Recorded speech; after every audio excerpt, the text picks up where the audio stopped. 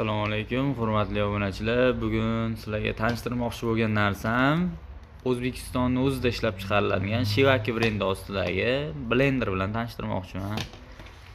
Ko'chadan Xitoyda mana bu LG, Samsung deb yopishtirilgan poddelka blenderini olganga nisbatan Shivaki o'zimizdan chiqadigan ulardan ancha aqlli, ancha sifatli. Nimaga isbotlab bermoqchiman? Mana ichida plata bilan moslashtirilgan, motori ham Xitoydagidan ancha baquvvat. Hamma narsa elementarni yondoshib qaralgan. Mikrosxema, oldilari sensor bo'ladi. Keyin o'sha ishlash holati ham zo'r. Mana bu joylari вообще akkuratni, juda qattiq metaldan, plastmasdan qilingan.